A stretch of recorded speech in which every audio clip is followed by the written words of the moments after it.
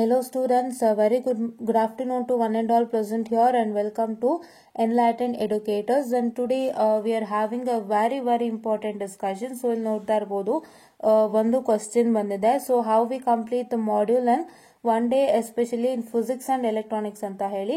So this is a very important question not only with respect to this particular subjects but for all subject it happens to takes place. So ಎಲ್ಲಾ subject ಗೂ ಆಗೋ ಹಂಗೆ ಒಂದು plan ಅನ್ನ ನಾನು ಕೊಡ್ತಾ ಹೋಗ್ತೀನಿ. ಸೊ ದಯವಿಟ್ಟು ಈ ವಿಡಿಯೋನ ವಾಚ್ ಮಾಡಿ. Especially first year students please to watch this video without fail ಅಂತ ಹೇಳ್ತಾ. So I'll just come to this. So see here the very first thing what you have to do is you need to have a plan, right? So ನೀವು ಯಾವುದೇ ಒಂದು ಮಾಡ್ಯೂಲ್ನ ನಾನು ಒಂದು ದಿನದಲ್ಲಿ ಮುಗಿಸ್ಬೇಕು ಅಂತಂದ್ರೆ you need to have a proper plan to finish it. ಹೌದಾ? So proper plan to finish it. ನೀವು ಫಿನಿಶ್ ಮಾಡಬೇಕು ಎಲ್ಲಾ ಮಾಡ್ಯೂಲ್ನು. ನಾನು ಫಿನಿಶ್ ಮಾಡಬೇಕು ಅಂದ್ರೆ ಪ್ರತಿಯೊಂದು ಮಾಡ್ಯೂಲ್ಗೂ ಕೂಡ you will be having a plan, right? ಅದನ್ನ ನೀವು ಮಾಡ್ಕೊಳ್ಬೇಕಾಗತ್ತೆ. ಸೊ ಯಾವ ತರ ಪ್ಲಾನ್ ಅಂತಂದ್ರೆ ಯು ವಿಲ್ ಬಿ ಹ್ಯಾವಿಂಗ್ 5 ಮಾಡ್ಯೂಲ್ಸ್. ಹೌದಾ? ನಿಮ್ಮ ಹತ್ರ 5 ಮಾಡ್ಯೂಲ್ಸ್ ಇರುತ್ತೆ ಅಂಡ್ ನೀವು 3 months ಇಂದ ಎಲ್ಲಾನು ಕೇಳಿದ್ದೀರಾ. ಫಿಸಿಕ್ಸ್ ಮತ್ತೆ ಎಲೆಕ್ಟ್ರಾನಿಕ್ಸ್ ಸಂಬಂಧಪಟ್ಟಂತೆ ನೀವು ಪಾಠನ ಕೇಳಿಸ್ಕೊಂಡಿದ್ದೀರಾ. ಹೌದಾ? ಸೊ ನಿಮ್ಗೆ ಪಾಠ ಕೇಳಿಸ್ಕೊಳ್ಳುವಾಗ ನಿಮ್ಗೆ ನಿಮ್ಮ ಮೇಡಮ್ ಹೇಳಿರ್ತಾರೆ. ಸೊ ಒಂದಷ್ಟು ಮಾಡ್ಯೂಲ್ಸ್ ಈಸಿ ಇದೆ ಅಂತ ಹೇಳಿರ್ತಾರೆ, ಮತ್ತೆ ಒಂದಷ್ಟು ಮಾಡ್ಯೂಲ್ ಸ್ವಲ್ಪ ಕಷ್ಟ ಇದೆ ಅಂತಾನು ಹೇಳಿರ್ತಾರೆ, ಮತ್ತೆ ಒಂದಷ್ಟು ಟಾಪಿಕ್ಸ್ ತುಂಬಾ ಇಂಪಾರ್ಟೆಂಟ್ ಅಂತ ಹೇಳಿರ್ತಾರೆ. ಇವನ್ನೆಲ್ಲ ನಿಮ್ಮ ನೋಟ್ಸ್ ನಲ್ಲಿ ಗುರ್ತು ಹಾಕ್ಸಿರ್ತಾರೆ. ಹೌದಾ? ಇಷ್ಟು ನಿಮಗ್ ಮಾಡಿರ್ತಾರೆ, ಮಾಡಿಲ್ದೆ ಅಂತೂ ಇಲ್ಲ. ಸೊ ನೀವೇನ್ ಮಾಡ್ಬೇಕು ಅಂದ್ರೆ ಅದನ್ನೇ ಇಟ್ಕೊಂಡು ನೀವು ಒಂದು ಮಾಡೆಲ್ ನ ಕವರ್ ಮಾಡ್ಕೊಳಕ್ಕೆ ಸಹಾಯ ಮಾಡ್ಕೋಬೇಕು. ಅದಕ್ಕೆ ನೀವೇನ್ ಮಾಡ್ಬೇಕು ಅಂದ್ರೆ ನೀವು ಫಸ್ಟ್ ಈಸಿ ಮಾಡೆಲ್ನೆಲ್ಲ ಒಂದ್ ಲಿಸ್ಟ್ ಮಾಡಿ, ಡಿಫಿಕಲ್ಟ್ ಮಾಡೆಲ್ನೆಲ್ಲ ಒಂದ್ ಲಿಸ್ಟ್ ಮಾಡ್ಕೊಳ್ಳಿ. ಹೌದಾ? ಇದೇ ನೀವು ಮಾಡ್ಬೇಕಾಗಿರೋ ಫಸ್ಟ್ ಕೆಲಸ. ಏನ್ ಮಾಡ್ಬೇಕು? ಈಸಿ ಮಾಡೆಲ್ನೆಲ್ಲ ಒಂದ್ ಕಡೆ ಗುರ್ತಿಟ್ಕೊಳ್ಳಿ, ಡಿಫಿಕಲ್ಟ್ ಮಾಡೆಲ್ನೆಲ್ಲ ಒಂದ್ ಕಡೆ ಗುರ್ತಿಟ್ಕೊಳ್ಳಿ. ಆಮೇಲೆ ನೀವೇನ್ ಮಾಡ್ಬೇಕು ಅಂತಂದ್ರೆ ಸೊ ನೀವು ಈಸಿ ಮಾಡೆಲ್ ಎಲ್ಲ ಫಸ್ಟ್ ಕವರ್ ಮಾಡ್ತಾ ಹೋಗ್ಬೇಕಾಗತ್ತೆ. ಹೌದಾ? ಈಸಿ ಮಾಡೆಲ್ ಎಲ್ಲ ಫಸ್ಟ್ ಕವರ್ ಮಾಡ್ತಾ ಹೋಗಿ ಆಮೇಲೆ ಡಿಫಿಕಲ್ಟ್ ಮಾಡೆಲ್ಸ್ ಏನಿದೆಯಲ್ಲ ಅದಕ್ಕೆ ಬನ್ನಿ.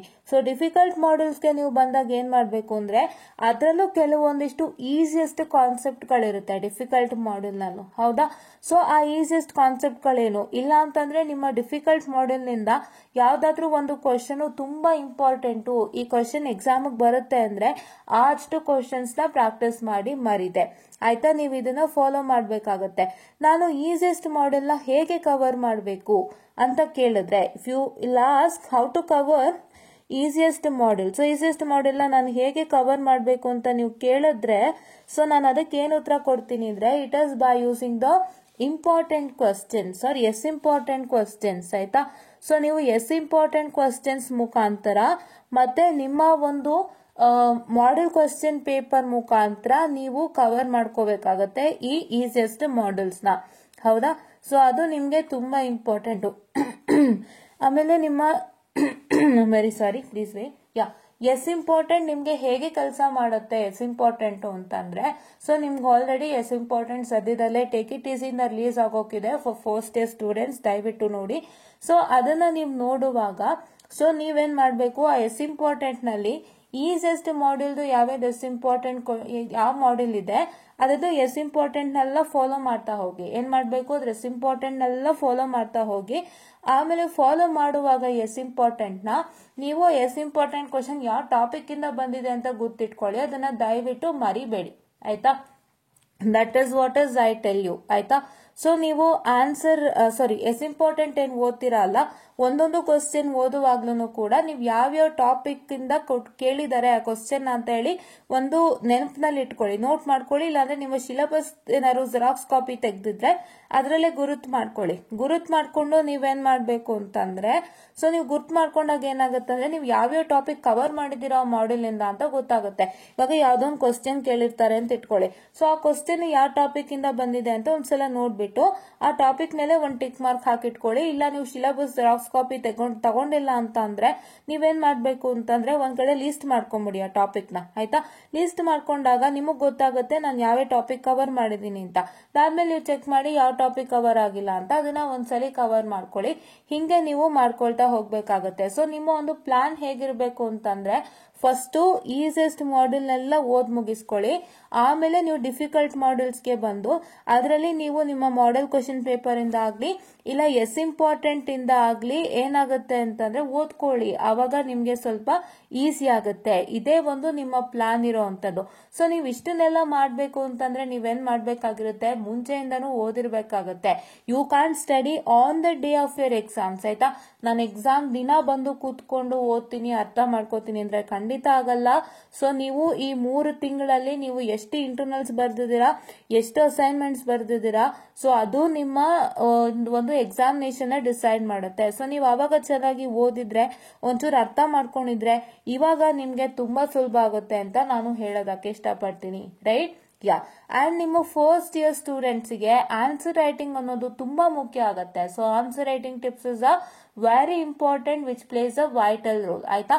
ಸೊ ನೀವು ಇವಾಗ ಹೇಗೆ ಓದ್ಬೇಕಂತ ನಿಮಗೆ ಗೊತ್ತಾಗಿದೆ, ಹೌದಾ? ಸೊ ಇವಾಗ ನಿಮ್ಮ ಎಕ್ಸಾಮ್ಗೆ ಒಂದೇ ದಿನ ಗ್ಯಾಪ್ ಇರೋದು, ಹೌದಾ?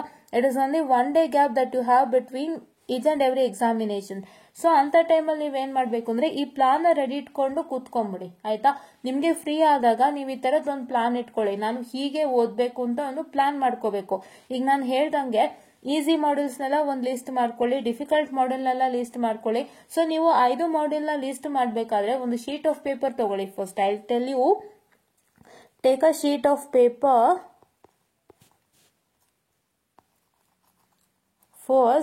Take a sheet of paper first. ಅದರಲ್ಲಿ ನೀವೇನ್ ಮಾಡಬೇಕು ಅಂದ್ರೆ ನೀವು ಈಸಿ ಅಂಡ್ ಡಿಫಿಕಲ್ಟ್ ಮಾಡ್ಯೂಲ್ನ ಲಿಸ್ಟ್ ಮಾಡ್ಕೋಬೇಕು according to the order. Right? 5 module ಇರುತ್ತಲ್ಲ, 5 ಮಾಡ್ಯೂಲ್ನ ನೀವು ಅದೇ ಆರ್ಡರ್ ಬರೀಬೇಕು ಅಂತ ಇಲ್ಲ. ಸೊ ಯಾವ ಮಾಡ್ಯೂಲ್ ಈಸಿ ಇದೆಯೋ ಅದನ್ನ ಫಸ್ಟ್ ಬರ್ಕೊಳ್ಳಿ, ಆಮೇಲೆ ಯಾವ ಮಾಡ್ಯೂಲ್ ಡಿಫಿಕಲ್ಟ್ ಇದೆ ಅದನ್ನ ನೆಕ್ಸ್ಟ್ ಬರ್ಕೊಳ್ಳಿ. ಅಂದ್ರೆ ಮಾಡ್ಯೂಲ್ ಹೆಸರು ಮಾತ್ರ ಲಿಸ್ಟ್ ಮಾಡ್ಕೊಳ್ಳಿ. ಇಲ್ಲ this directly write module 1, module 2, module 3, module 4, module 5 ಆ ತರ ಏನಿರುತ್ತೆ ಅದ್ರ ಆರ್ಡರ್. ಈಗ for example first module 2 easy ಇದೆ ಅಂದ್ರೆ ಮಾಡ್ಯೂಲ್ 2 ಅಂತ ಬರ್ಕೊಳ್ಳಿ. ಫಸ್ಟ್ ಮಾಡ್ಯೂಲ್ 3 ಈಸಿ ಇದೆಯಾ, ನೆಕ್ಸ್ಟ್ ಮಾಡ್ಯೂಲ್ 3 ಅಂತ ಬರ್ಕೊಳ್ಳಿ. ಆಯ್ತಾ? I just giving you an example what to do ಅಂತ. ಅಂಡ್ ದೆನ್ ನಿಮ್ಮ module 4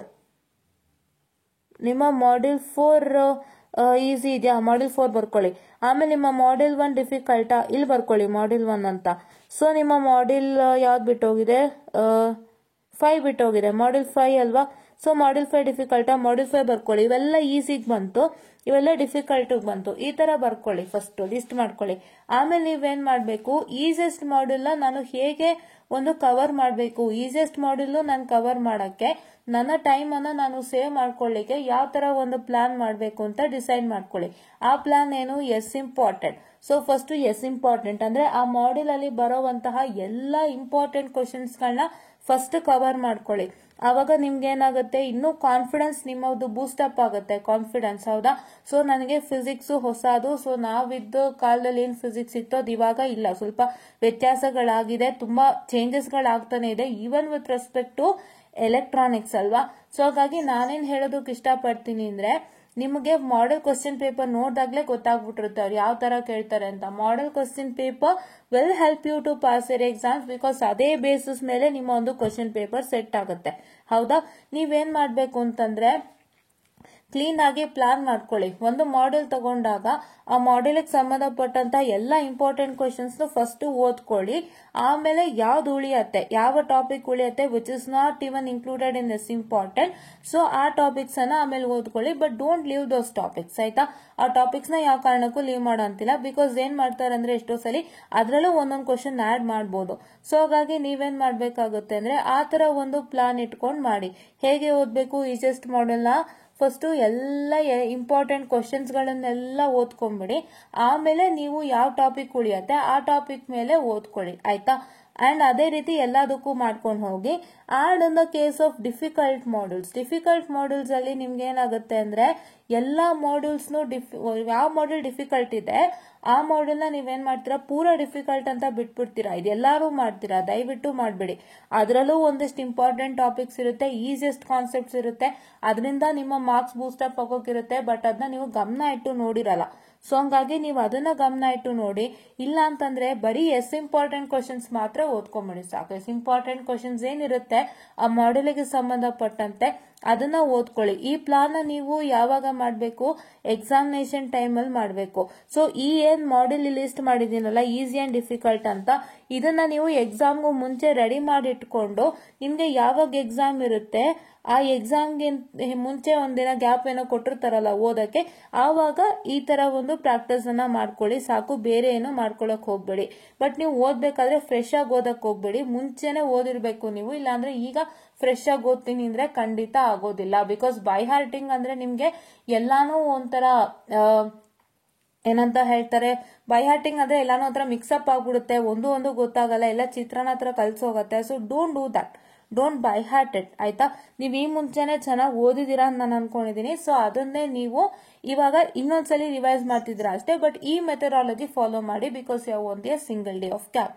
I hope you are getting my point. ಹೌದಾ? ಹೇಗೆ ಓದ್ಬೇಕು ಇದನ್ನೆಲ್ಲ ಲೀಸ್ಟ್ ಮಾಡಿ ರೆಡಿ ಇಟ್ಕೊಂಡು ಎಸ್ ಇಂಪಾರ್ಟೆಂಟ್ ಸಮೇತ ನೀವು ಬಂದು ಕೂತ್ಕೋಬೇಕು ಓದಕ್ಕೆ. ನಿಮ್ಮ ಮಾರ್ಕ್ಸ್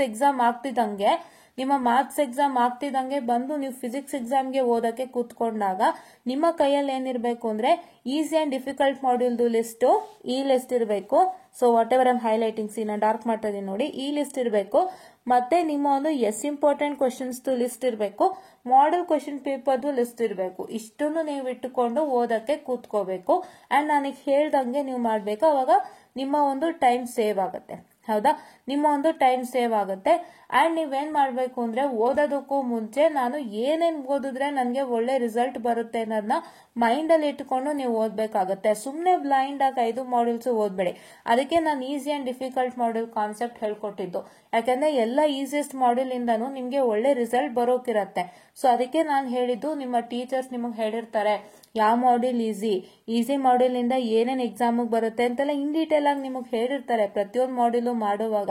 ಸೊ ಅದನ್ನ ನೀವು ಲಿಸ್ಟ್ ಹಾಕೊಂಡಿದ್ರೆ ನೀಟಾಗಿ ನಿಮ್ಮ ನೋಟ್ಸ್ ನಲ್ಲಿ ಒಂದು ನೋಟ್ಸ್ ಬರ್ಸುವಾಗ ಒಂದೊಂದು ಟಾಪಿಕ್ ಮೇಲೆ ನೀವು ಸ್ಟಾರ್ ಮಾರ್ಕ್ ಹಾಕಿದ್ರೆ, ಇಲ್ಲ ಅಂತಂದ್ರೆ ಒಂದು ಮಾಡೆಲ್ ಮೇಲೆ ಈಸಿ ಅಂತ ಏನಾದ್ರು ಬರ್ಕೊಂಡಿದ್ರೆ ನೋಟ್ಸ್ ನಲ್ಲಿ, ಅದನ್ನೆಲ್ಲ ನೀವು ಒಂದು ಕಡೆ ಲಿಸ್ಟ್ ಮಾಡ್ಕೊಂಡು ಬಂದು ಆ ಆಧಾರದ ಪ್ರಕಾರ ಓದಿ. ಇಲ್ಲಾಂದ್ರೆ ಈಸಿ ಅಂಡ್ ಡಿಫಿಕಲ್ಟ್ ಮಾಡ್ಯೂಲ್ ಆಧಾರದ ಪ್ರಕಾರ ಓದ್ಕೊಂಡು ಹೋಗಿ ಅಷ್ಟೇ. ಸೊ ಅದು ನಿಮ್ಮ ಒಂದು ಐಡಿಯಾಲಜಿ ಮೇಲೆ ಹೋಗುತ್ತೆ. ಅಂದ್ರೆ ಇವಾಗ ನೀವು ಫಿಸಿಕ್ಸ್ ಓದಿರೋರು, ನೀವು ಎಲೆಕ್ಟ್ರಾನಿಕ್ಸ್ ಓದಿರೋರು, ಸೊ ಒಬ್ಬೊಬ್ರಿಗೆ ಒಂದೊಂದರ ಇರುತ್ತೆ. ಸೊ ಕೆಲವ್ರಿಗೆ ಫಿಸಿಕ್ಸ್ ಸ್ವಲ್ಪ ಕಷ್ಟ ಇರ್ಬೋದು, ಕೆಲವ್ರಿಗೆ ಈಸಿ ಇರ್ಬೋದು, ಕೆಲವ್ರಿಗೆ ಮಾಡ್ರೇಟ್ ಇರ್ಬೋದು, ಅದು ಒಬ್ಬೊಬ್ರ ಮೇಲೆ ಹೋಗುತ್ತೆ. ಸೊ ನಿಮಗೆ ಯಾವ ತರ ಕಂಫರ್ಟ್ ಇದೆ, ನಿಮ್ಗೆ ಯಾವ ಮಾಡ್ಯೂಲ್ಸ್ ಈಸಿ ಅನ್ನಿಸ್ತಾ ಇದೆಯೋ ಅದನ್ನೆಲ್ಲ ಒಂದು ಲಿಸ್ಟ್ ಮಾಡ್ಕೊಳ್ಳಿ. ನಿಮಗೆ ಯಾವ ಮಾಡ್ಯೂಲ್ಸ್ ಡಿಫಿಕಲ್ಟ್ ಅನ್ನಿಸ್ತಾ ಇದೆಯೋ ಅದನ್ನೆಲ್ಲ ಒಂದು ಲಿಸ್ಟ್ ಮಾಡ್ಕೊಳ್ಳಿ. ಅವನ್ನೆಲ್ಲ ನೀಟಾಗಿ ಓದ್ಕೊಳ್ಳಿ. ಬಟ್ ನಿಮ್ಮ ಪ್ಲಾನ್ ಹೆಂಗಿರ್ಬೇಕು ಅಂತಂದ್ರೆ, ನಾನು ಓದ್ತರ ಒಂದು ಮೆಥಡಾಲಜಿಯಿಂದ ನನಗೆ ಒಂದು 70 to 80 ಮಾರ್ಕ್ಸ್ ಬರೋಂಗ್ ಹಾಕ್ಬೇಕು. ಆ ತರ ಒಂದು ಪ್ಲಾನ್ ಅನ್ನ ನೀವು ಮುಂಚಿತವಾಗಿ ರೆಡಿ ಮಾಡಿ ಇಟ್ಕೋಬೇಕು before you sit and start practising. ಅಂದ್ರೆ ನಿಮ್ಮ ಮಾರ್ಕ್ಸ್ ಎಕ್ಸಾಮ್ ಮುಗಿದ ತಕ್ಷಣ ಬಂದು ಏನ್ ಓದಕ್ ಕೂತ್ಕೋತೀರ ಫಿಸಿಕ್ಸ್ಗೆ, ಅಷ್ಟರ ಒಳಗೆ ನಿಮ್ಮ ಹತ್ರ ಇವೆಲ್ಲ ರೆಡಿ ಇರಬೇಕು. ಅದಕ್ಕೆ ನಾನು ಹೇಳ್ಕೊಟ್ಟಿದ್ದು ಐಡಿಯಾನ, ಆಯ್ತಾ. ಸೊ ಈ ಐಡಿಯಾನ ದಯವಿಟ್ಟು ಪಾಲನೆ ಮಾಡಿ. ಏನ್ ನಿಮ್ಮ idea?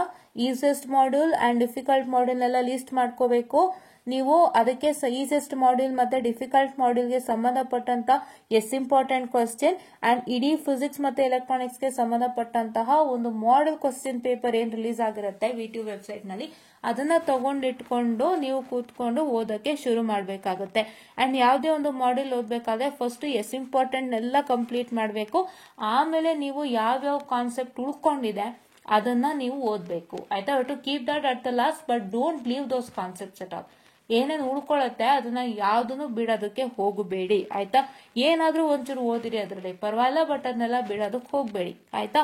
And next is a very important segment for you all students. It is answer writing. So ನೀವೇನ್ ಮಾಡ್ತೀರಾ ಆನ್ಸರ್ ರೈಟಿಂಗ್ ಅಲ್ಲಿ ಅಂತಂದ್ರೆ, ಸೊ ನಿಮ್ಮ ಥಿಯರಿಟಿಕಲ್ ಅಲ್ಲಿ ಎಸ್ಪೆಷಲಿ ನೀವೇನ್ ಮಾಡ್ತೀರಾ, ಪ್ಯಾರಾಗ್ರಾಫ್ ವೈಸ್ ಆನ್ಸರ್ ರೈಟಿಂಗ್ ಬರೀತೀರಾ. So paragraph wise answer writing is not that good habit, right. that good habit ಅಲ್ಲ. ಇವಾಗ for example you have a question say working.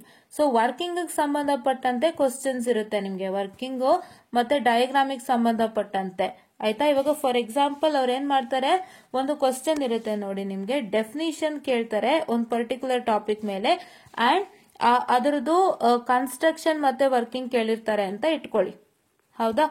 Construction ಮತ್ತೆ ವರ್ಕಿಂಗ್ ಕೇಳಿರ್ತಾರೆ ಅಂತ ಇಟ್ಕೊಳ್ಳಿ. ಆವಾಗ ನಿಮ್ಗೆ ಏನಾಗುತ್ತೆ ಅಂದ್ರೆ you will write the definition which will come for 1 or 2 marks, ಆಯ್ತಾ. ಸೊ ನೀವು ಇವಾಗ ಕನ್ಸ್ಟ್ರಕ್ಷನ್ಗೆ ಏನ್ ಮಾಡ್ತೀರಾ, you will write the diagram, ಕರೆಕ್ಟಾ. ವರ್ಕಿಂಗ್ ನೀವೇನ್ ಮಾಡ್ತೀರಾ ಅಂದ್ರೆ you will just write all the things in a paragraph, that is not a good sign. ಹೌದಾ, ನೀವೇನ್ ಮಾಡ್ಬೇಕು, ಫಸ್ಟ್ ಸ್ಟೂಡೆಂಟ್ಸ್ ಪ್ಯಾರಾಗ್ರಾಫ್ಸ್ ಅಲ್ಲಿ ಬರಿಬೇಡಿ, ಪಾಯಿಂಟ್ ವೈಸ್ ಅಲ್ಲಿ ಆನ್ಸರ್ಸ್ ಬರೀರಿ. ಸೊ ವರ್ಕಿಂಗ್ ಅನ್ನ ಏನ್ ಮಾಡ್ತೀರಾ ಅಂದ್ರೆ, ವರ್ಕಿಂಗ್ ಅಲ್ಲಿ ಏನ್ ಪ್ಯಾರಾಗ್ರಾಫ್ ಅನ್ನ ಕೊಟ್ಟಿರ್ತಾರೆ ವರ್ಕಿಂಗ್ ಸಂಬಂಧಪಟ್ಟಂತೆ ಆ ಪ್ಯಾರಾಗ್ರಾಫ್ ಅನ್ನ ನೀವೇನ್ ಮಾಡ್ಬೇಕಾಗತ್ತೆ, ಪಾಯಿಂಟ್ಸ್ ಮಾಡ್ಕೊಳ್ತಾ ಹೋಗಿ.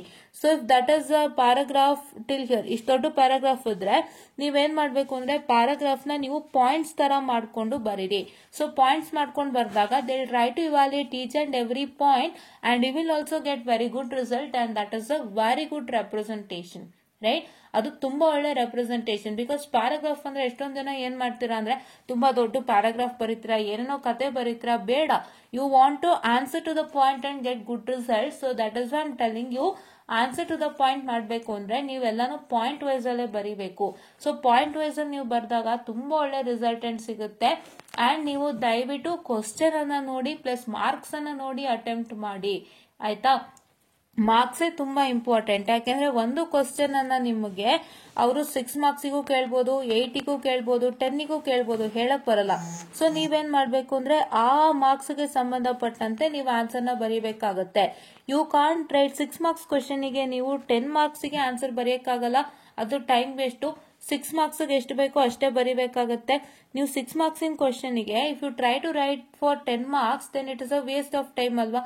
ಸೊ ಹಂಗಾಗಿ ನೀವು ಎಲ್ಲಾನು ನೀಟಾಗಿ ಪ್ರಿಪೇರ್ ಆಗಿ, ನೀವು ಒಂದ್ಸಲಿ ಓದಕ್ ಕೂತ್ಕೊಂಡಾಗ, ಒಂದು ಮಾಡ್ಯೂಲ್ ನ ನೀವು ಓದೋದಿಕ್ ತಗೊಂಡಾಗ ನೀವು ಏನ್ ಮಾಡ್ಬೇಕು ಅಂತಂದ್ರೆ ಫಸ್ಟ್ ನೀವು ಇಂಪಾರ್ಟೆಂಟ್ ಕ್ವೆಶನ್ಸ್ ತಗೊಂಡು ನೀವು ಓದಕ್ಕೆ ಸ್ಟಾರ್ಟ್ ಮಾಡಿದಾಗ ಫಸ್ಟ್ ನೀವು ಕರೆಕ್ಟ್ ಆಗಿ ಒಂದು ಒಳ್ಳೆ ಆನ್ಸರ್ ಅನ್ನ ಓದ್ಕೋಬೇಕಲ್ಲೇ. ಅಲ್ಲೇ ನೀವು ಆನ್ಸರ್ಸ್ ಚೆಕ್ ಮಾಡಬೇಕು. ನಾನು ಓದ್ತಾ ಇರೋವಂತ ಆನ್ಸರ್ ಕರೆಕ್ಟ್ ಆಗಿದೆಯಾ, ನಾನು ಓದ್ತಾ ಇರೋವಂತ ಆನ್ಸರ್ ಬರೆದ್ರೆ ನನಗೆ V2 ಇಂದ ಮಾರ್ಕ್ಸ್ ಸಿಗುತ್ತಾ ಅನ್ನೋಂಥದ್ದನ್ನ ನೀವು ಚೆಕ್ ಮಾಡ್ಕೊಳ್ಬೇಕಾಗತ್ತೆ. That is what is suppose to check it, right. So ನಿಮ್ಮ ಸಿಲೆಬಸ್ ಏನಾದ್ರೂ ಲಾಸ್ಟ್ 22 ಸ್ಕೀಮ್ ಸಿಲೆಬಸ್ಗೆ ಹೋಲಿಕೆ ಆಗ್ತಾ ಇದೆ ಅಂತಂದ್ರೆ, ಸೊ ಇದ್ರ ಬಗ್ಗೆನೂ ನನಗೆ ಸ್ವಲ್ಪ ಐಡಿಯಾ ಇಲ್ಲ. ಯಾಕಂದ್ರೆ I am very much frankly telling you students, because ನಾನು ಫಸ್ಟ್ ಇಯರ್ ಸ್ಟೂಡೆಂಟ್ಸ್ ಯಾವ್ದನ್ನು ನಾನು ತಗೊಂಡಿರ್ಲಿಲ್ಲ. ಸೊ ನಿನ್ನೆ ಮೊನ್ನೆಯಿಂದ ನಿಮ್ದೆಲ್ಲ ಸ್ವಲ್ಪ ಟೈಮ್ ಟೇಬಲ್ ಅಪ್ಡೇಟ್ಸ್ ಮತ್ತೆ ರಿಸಲ್ಟ್ ಇದು ಎಕ್ಸಾಮ್ ಡೇಟ್ಸ್ ಎಲ್ಲ ಪೋಸ್ಟ್ಪೋನ್ ಆಗಿದೆ ಅಂತ ಗೊತ್ತಾದಾಗಿಂದ ಜಸ್ಟ್ ವಿಡಿಯೋ ಅಪ್ಡೇಟ್ಸ್ ಮುಖಾಂತರ ಕೊಡ್ತಿದ್ದೆ. ಬಟ್ ನೀವು ನನಗೆ ತುಂಬಾ ಕನೆಕ್ಟ್ ಆಗ್ತಿದ್ದೀರಾ, ಸಬ್ಸ್ಕ್ರೈಬ್ ಆಗ್ತಿದ್ದೀರಾ ಅಂಡ್ ಕೇಳ್ತಿದ್ದೀರಾ ಒಂದಿಷ್ಟು ಕ್ವಶನ್ಸ್. ಸೊ ಹಾಗಾಗಿ ನಿಮ್ಗೆ ಈ ವಿಡಿಯೋನ ನಾನು ಪ್ರೀತಿಯಿಂದಾನೇ ಮಾಡ್ತಾ ಇದ್ದೀನಿ. ಸೊ ಒಂದನ್ನ ನೀವು ತಿಳ್ಕೊಳ್ಳಿ, ನಿಮ್ಮ ಒಂದು ಐ ಕ್ಯಾನ್ ಸೇ ಸಿಲೆಬಸ್ ಏನಾದ್ರೂ 22 ಫಿಸಿಕ್ಸ್ ಸ್ಕೀಮ್ಗೆ ಏನಾದ್ರೂ ಕನೆಕ್ಟ್ ಆಗ್ತಿದ್ರೆ, if it is getting connected to that, so what is that going to happen. So ನೀವು ಅದಕ್ಕೆ ಸಂಬಂಧಪಟ್ಟಂತೆ ಒಂದಿಷ್ಟು ಸ್ಕೀಮ್ ಆಫ್ ವ್ಯಾಲ್ಯೂಯೇಷನ್ಸ್ ಅಂತ ಇರುತ್ತೆ.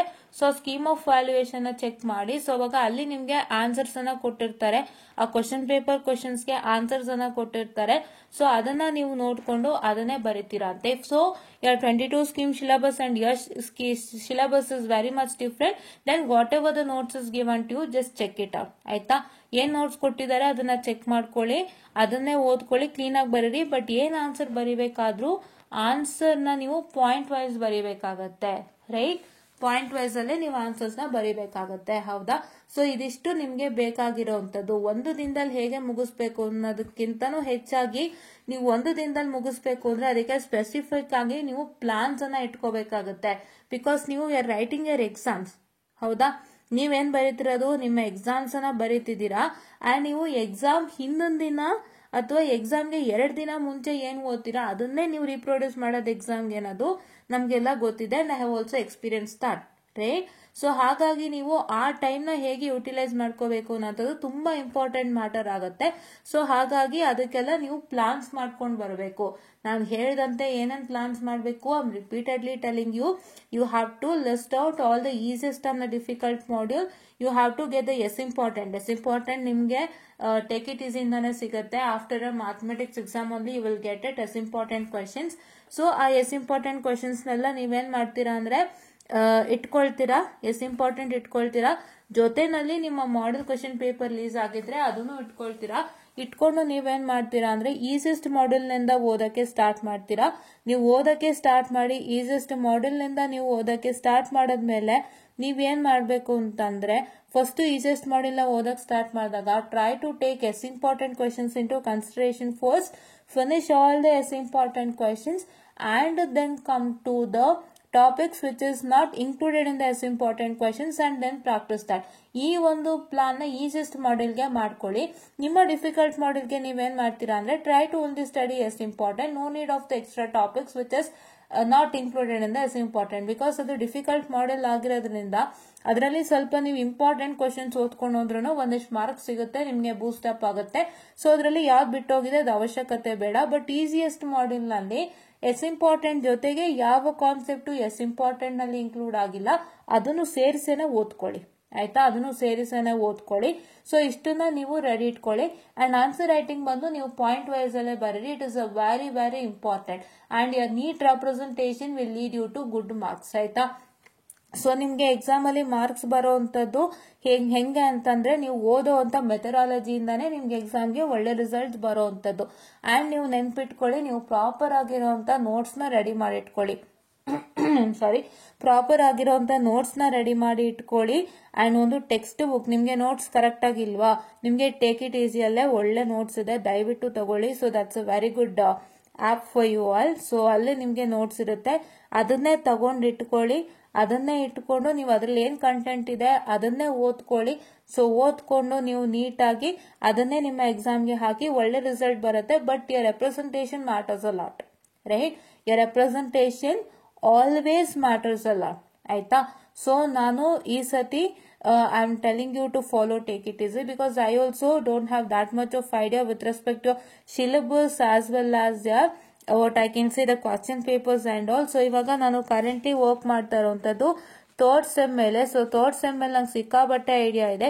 If anybody third semester students who have subscribe my channel, so ಅವುಗಳು ಏನ್ ಮಾಡ್ಬೇಕು ಅಂದ್ರೆ ದಯವಿಟ್ಟು ನಮ್ಮ mission network analysis network analysis and DST, the digital system design using Verilog playlist ನ ಫಾಲೋ ಮಾಡಿ. ನಾನೇ ನಿಮ್ಗೆ ಸಿಕ್ಕಾಬಟ್ಟೆ ಐಡಿಯಾಸ್ ಮತ್ತೆ ಸಿಕ್ಕಾಬಟ್ಟೆ ಇನ್ ಡೀಟೇಲ್ ಆಗಿ ನಾವು ಟೀಚ್ ಮಾಡ್ತಾ ಇದೀನಿ. ಸೊ ಹಂಗಾಗಿ ಯಾರ್ಯಾರು ಥರ್ಡ್ ಸೆಮಿಸ್ಟರ್ ಸ್ಟೂಡೆಂಟ್ಸ್ ನನಗೆ ಸಬ್ಸ್ಕ್ರೈಬ್ ಆಗಿದ್ದೀರಾ ದಯವಿಟ್ಟು ಅವರು 2 ಪ್ಲೇ ಲಿಸ್ಟ್ ಅನ್ನ ಫಾಲೋ ಮಾಡ್ತಾ ಹೋಗಿ.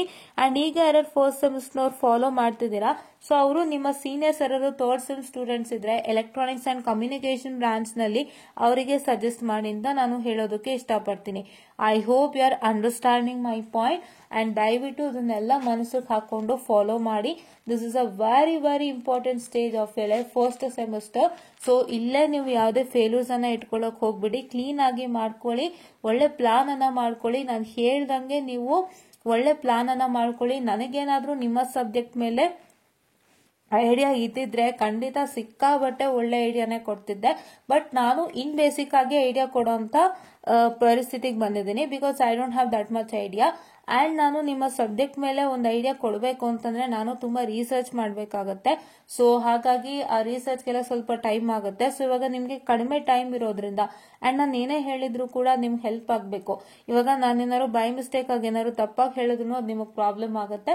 ಸೊ ಹಾಗಾಗಿ just I am giving a very very basic idea. So please to make sure that you follow this basic idea without fail. ಹೌದಾ, ಈ ಬೇಸಿಕ್ ಐಡಿಯಾನ ನೀವು ಖಂಡಿತ ಫಾಲೋ ಮಾಡಿ, ತುಂಬಾ ಅಂದ್ರೆ ತುಂಬಾ ಹೆಲ್ಪ್ ಆಗುತ್ತೆ.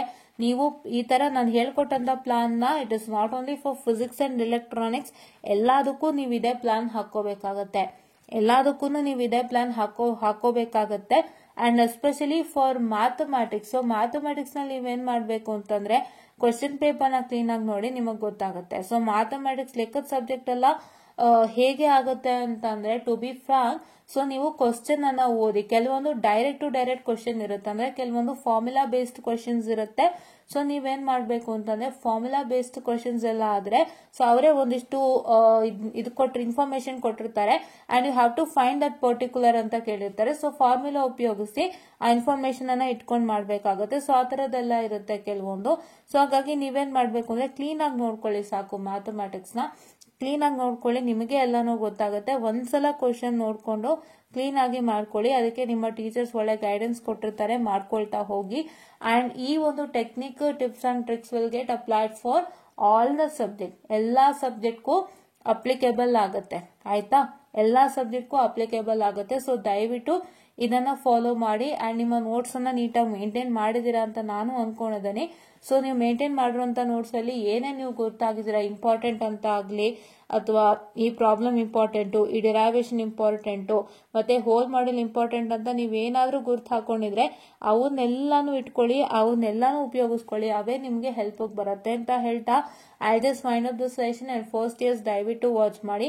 ಇದು ತುಂಬಾ ಒಳ್ಳೆ ಟಿಪ್ಸ್ ಅಂಡ್ ಟ್ರಿಕ್ಸ್. ಅಂಡ್ ಈ ಪ್ಲಾನ್ ಅನ್ನ ಹಾಕೊಂಡ್ಬಂದು ನೀವು ಓದಕ್ಕೆ ಶುರು ಮಾಡಬೇಕಾಗುತ್ತೆ. ಬಟ್ ನೀವು ಓದೋದಕ್ಕೂ ಮುಂಚೆ ಎಲ್ಲಾನು ಒಂದೆರಡು ಸಲ ಓದಿರ್ಲೇಬೇಕು. ಫಸ್ಟ್ ಟೈಮ್ ಓದ್ತೀನಿ ಅಂದ್ರೆ ಖಂಡಿತ ಆಗಲ್ಲ. ಇದೊಂದನ್ನ ತಲೆನಲ್ಲಿ ಹಾಕೊಂಡು ನೀವು ವರ್ಕೌಟ್ ಮಾಡಿ ಅಂತ ಹೇಳ್ತಾ I just mind of the session students, and thank you.